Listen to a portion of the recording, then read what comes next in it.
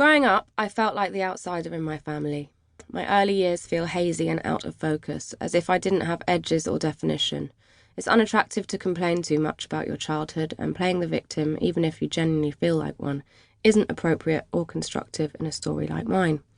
It also isn't necessarily the truth. It's a truth.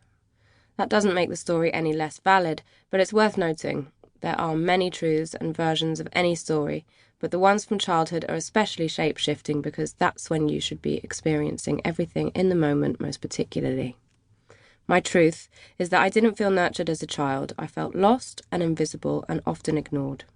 That lack of care, or what I take to be a lack, has informed much of my behaviour as an adolescent and an adult. My mum became pregnant with my sister Sarah when she was 18. She wasn't married. She gave birth alone because the night that she went into labour, Sarah's dad was at a Clash concert in Brighton, and her own mum, a staunch Catholic, didn't accompany her to the hospital because she disapproved of the pregnancy. My mum had no one to hold her hand that night. I didn't know that until later on in my life, but it explains a lot to me about my mum and my sister and their extraordinarily tight bond. It must have started that night when they went through that experience, just the two of them. They survived together. I felt outside their circle. I felt I had to survive on my own, and as if I was low down on my parents' list of priorities, below their careers, and less important than Sarah or my baby brother, who arrived 16 months after I was born. However much Alfie and I were together, and we were always bundled up together and treated like peas in a pod, I was also quite an independent little thing. More of a loner than my siblings. I didn't find a slot outside our family unit either. Alfie was passionate about football, for instance, but by contrast, I wasn't into anything in particular. Not gymnastics, or ponies, or dolls, or climbing trees, or makeup, or being a tomboy. I know I was loved as a child, but I didn't feel that love very much. My parents were away a lot, absent because of work, mum, or play, dad. They were young when we burst into their lives, and they were busy forming themselves while we were growing up. They both came from provincial working-class families, and they both made it to London and into media careers.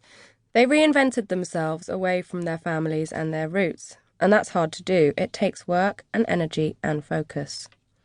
It meant there wasn't too much time left over for us kids, so their attitude towards us was along the lines of, the kids will be okay. Let's let them get on with it. As kids, we were left alone a lot. Encouraging us to find hobbies or after-school activities was too much of a commitment and reliant on a routine that they had no interest in.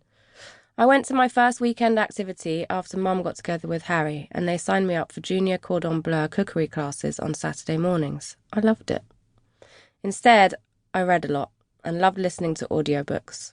I watched a lot of TV. The Australian soaps, Neighbours and Home and Away on at tea time each day were part of my daily routine. In the morning before school, I watched breakfast TV. I felt like Gabby Roslin was my TV mum.